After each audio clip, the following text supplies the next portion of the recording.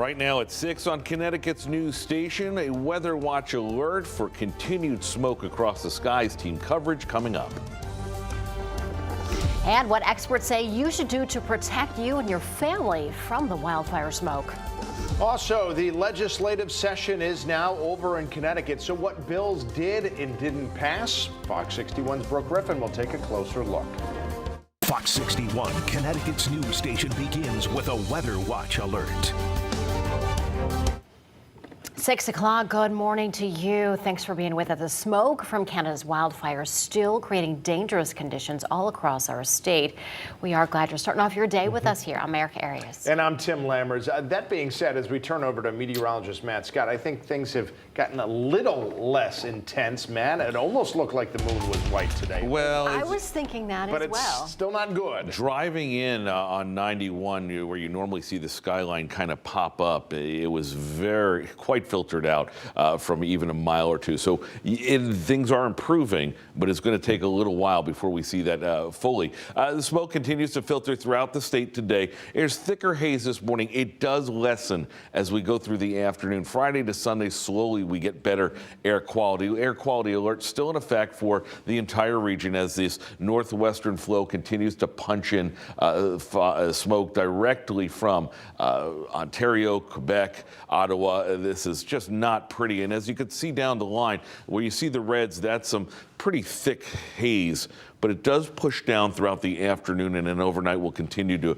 improve it. It's going to be another bad day for New York, seeing the worst air quality they've ever seen, and the worst in the world yesterday. Temperatures about 51 degrees in Hartford, 50 in New Haven, 51 in Groton, with temperatures getting into the upper 60s. Lower, if we're lucky, we get 70 degrees. A little cooler today, a little more in the way of cloud coverage. Not that you're going to see it past the smoke, but we have better stuff coming for the weekend. We'll talk about that. Some rain chances too on the way.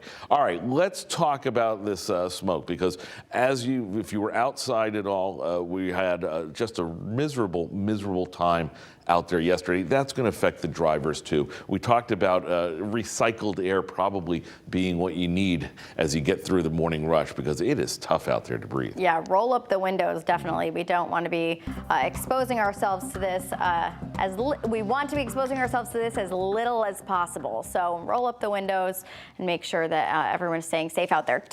Look at the skyline of Hartford right now in and around the capital city. The roads look good, not really impacting our visibility very much at all as of right now here in the capital city, but you can barely see the Hartford skyline right over there. So just be mindful of this if you are heading out the door. Give yourself a little extra time just in case any delays start to come up. But as of right now, things are looking good in the Hartford area. 91 moving smooth, 84 looking good. Even Route 2 Glastonbury to the Founders Bridge is moving smoothly as well. As we take a live look down in Fairfield County, we did have a disabled tractor trailer in Norwalk on the southbound side of I-95 in the right-hand shoulder. It has been there for about 2 hours. They did turn the camera around so we can't see it. It doesn't look like a crash, just something to be mindful of for anyone heading down there. Do want to also mention the East Haddam Swing Bridge is going to be closing on Sunday at 8 p.m. through 11 a.m. on Wednesday. This is going to be a weekly occurrence with a couple of different detour options for anyone that typically travels over the Swing Bridge. To the north, you're going to want to take the Aragoni Bridge. To the south, you're going to want to take the Baldwin Bridge in Old Saybrook. We'll check back in on the roads coming up at 6:30. Tim and Erica, back over to you. Lauren, thanks so much. Well, the smoke from the Canadian wildfires still causing issues here in our area. Yeah, a lot of outdoor events in the region had to be canceled yesterday because of the air quality, and officials are warning that people could have some serious health issues if they spend a significant amount of time outside. Yeah, so we're checking in with Fox 61's Lindsay Kane. She's live in New Haven with more. Lindsay, good morning. Hi, good morning. Well, we can still definitely see the smoke here in New Haven this morning. We saw it on our drive from Hartford to here in New Haven. Now, the Department of Energy and Environmental Protection says it's best to just keep it simple. If you don't have to be outside, don't be outside, because they say if you spend too long outside, even if you don't have pre-existing conditions like asthma, it still could be very detrimental to your health. We've all seen the smoke in the air over the past few days. We've even smelled it too. This is all coming from the continuous wildfires in Canada, spreading toxins, smoke, and other chemicals into the air. Paul Farrell works in the Bureau of Air Management at DEEP. He says it's possible to see the pollution persist here in Connecticut. There's a low pressure system over Maine And that counterclockwise rotation is bringing that smoke down through Canada into New York, and now it's passing into Connecticut as we speak, and it's leading to some of the highest fine particulate matter readings that we've seen in years. And again, fine particulates, it's a very serious air pollutant. Not just impacting Connecticut, but other areas of the Northeast as well. Now, this is video from New York City. You can see just how thick that smoke is there with an orange-like tint.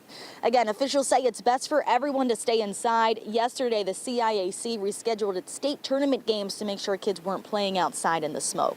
Now, here in New Haven, there are shelters open in order to get people out from these conditions. There are shelters open until 7 p.m. Then after 7 p.m., the public libraries will stay open in order for people to escape the outdoors.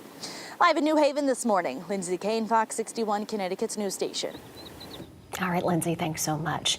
Oh, meantime, at 6:06, while you were sleeping, the 2023 legislative session came to an end. A lot of bills being passed, not only in the last hours, but in the last seconds. Yeah, Fox 61's Brooke Griffin is live at the Capitol this morning with a breakdown of the last day of the session. Brooke, good morning.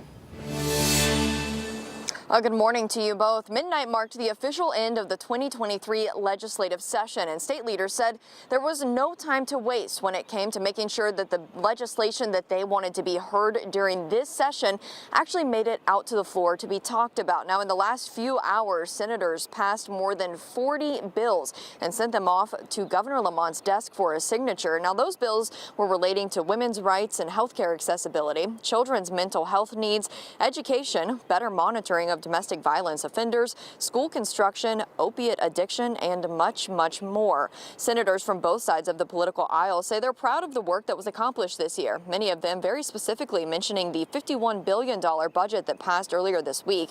That budget was done early, was kept under the spending cap, and even included historic tax cuts. This combined with both sides getting some of their favored bills passed. We always want to be responsive to the needs of the people at a given time and raise legislation that we're hearing about from our constituents and that we think will be important policy for the people of our state. They really are bipartisan. We work together. 90% of the bills in this place go on consent. It's just the remainder that we fight over philosophies or what our districts actually want. And it was pretty interesting to watch. Right at midnight, the Secretary of State hit the gavel for the last time, signaling that the session was over, and a lot of people erupted out in cheering and clapping. They say they're excited that this is over and done with, no more late nights, but they say they're also really proud of the work that they've done. Live in Hartford, Brooke Griffin, Fox 61, Connecticut's news station. All right, Brooke, thank you for that update. Certainly, it's always a busy night when it's the last night. Thank you for that update. Well, this afternoon, we are expecting New Haven police to name the person they've arrested and accused of killing a man 3 years ago. That victim was 24-year-old Tyree Bellamy. He was found shot at a home on Grace Street back in November of 2020. Now, we're going to have more on that coming up. Also, nearly a year after Randy Cox was paralyzed after being hurt in a New Haven police van, the city has fired 2 of the police officers involved. That was decided at a special meeting of New Haven's Board of Police Commissioners last night. Jocelyn Lavandier and Luis Rivera were let go. 4 commissioners voted to fire them. None voted against it, and 2 of them didn't vote at all.